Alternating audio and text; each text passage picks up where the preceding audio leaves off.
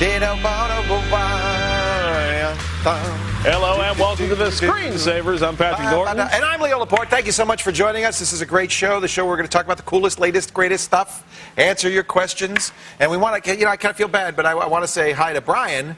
He, the guy who just did the announcement, has a band called The Bots. They're at The Bots. TheBots.net. It's a synthesizer band. Is that right, Brian? It's all synthesizers. Yeah. Let's hear it. We got a little bit of this. And I was born to be free. I just can't stop it. You collect voice synthesizers. Yeah, I have a whole bunch of different speech synthesizers of various kinds. Some of them are concatenating samples, others are physical models, and I decided to just make a band out of them. They sound great. You can get the CD on the website, thebots.net? Oh, yeah. That's kind of cool. We'll be hearing more of that a little later on. Maybe you can do a song for us, Brian. In time for the green hammer. Time for the green hammer. News time! Time for the green hammer. Google is a hacking tool. How about that? Google, according to Adrian Lamo, he says that one of the best hacking tools out there, and he's proved it, is Google. In fact, if you enter in a sample phrase, which he provides, I don't think we should provide it on the air, but you enter in the sample phrase, it'll dig up over several hundred FileMaker databases, many of which are unprotected or simply protected, some of which contain sensitive information, medical information. There's FileMaker. Also, that's just one example. So who is Mr. Lamo? Lamo is on the line with us. That's who he is. Adrian Lamo, who is specialized really in I love what he does. He's kind of on his own, freelance hacks, and shows people where the holes are. He's the guy who got the social security numbers of all those people in the New York Times database, and he's on the phone with us right now. Hi, Adrian. Howdy. You say that Google is the ultimate hacking tool. Well, perhaps not the ultimate, but it's a very effective one, and really it's one of the ones that's done me a whole lot of good during my intrusions in the past. So how do you use Google as a hack tool?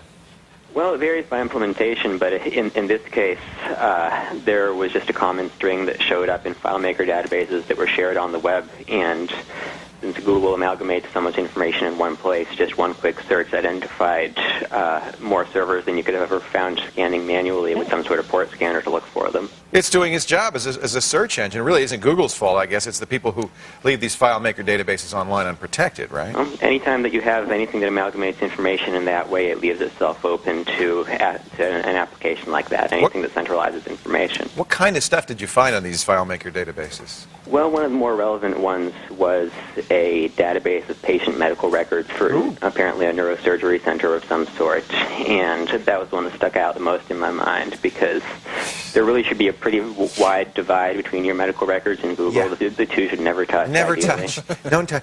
Now, I guess the flaw in this case was they had a password, but it was a pretty obvious password. It was the name of the database, and it's one of those things that they probably figured that it was something that would never get out of their department. They figured it would never be outside of their work group, and it's understandable, but that doesn't necessarily make it any better. Well, I think that people forget that if a computer's connected to the net, it's visible, unless you take measures otherwise, right? Well, people forget it pretty frequently, and it's perhaps more understandable in an academic environment or an environment where information needs to be shared than it is in some of the corporate environments where I've found things that were even more poorly thought out in the past. Now, are you worried that by putting this word out that you're kind of disabling this most useful tool for yourself, or? I don't believe so. No, there's nothing that I could really say here that would make it any less useful for me. The information is always going to be out there. Yeah. And I don't mind if more people are aware that they should be careful about what information they put out there. Yeah, absolutely. The folks at Google have always provided any webmaster the opportunity to pull the listing off of Google with 24-hour notice. So presumably this college could go to Google and say, hey, pull that stuff out. You know, I don't feel that that's an appropriate solution. I think that it's a Band-Aid solution, and it's a solution that allows people to do it to sort of escape responsibility. They can say, this information is no longer being pointed at, so we no longer have a problem when the problem should be dealt with at the source rather than it's still insecure. The information is seen. If the information is still there, if they do that, it doesn't fix anything. Right. Good point. Good point. Adrian, we appreciate all the work you've done in publicizing holes in the infrastructure. I hope you'll keep doing it. Well, I certainly intend to, and I'm glad that in this case, people that were contacted seem to take it better and take it with a degree of more responsibility than entities like the New York Times. The feds didn't come knocking at the door this time, huh? Great to talk to you, Adrian. Thank you for your time. Take care. Adrian Lamo. Sorry, he hates it when I say that. Adrian Lamo. Probably hates when anybody says that. Who is, and I would too. Who is the home for a long time billed as the homeless hacker. I didn't ask him if he's living somewhere now, but for a while he was just kind of sleeping with friends and cool dude. Moving around. Very interesting fella. Google hacking tool. Another charming news: the Associated Press reports that as part of their ongoing court battle, Microsoft is required to release thousands of documents. Some previously were told top secret to upstart rival Windows of Windows.com. Among other things, the documents include papers relating to Microsoft's, not Scoff's, previous copyright battles with Apple. Windows wants to use the documents to prove their case that the term Windows is generic. I can't believe Microsoft. Bill Gates has got to be just spinning in his grave. Well, he's not dead. He's not dead yet. But he's got to be spinning like crazy, having to give this stuff to Windows. Yeah, well, one can only imagine.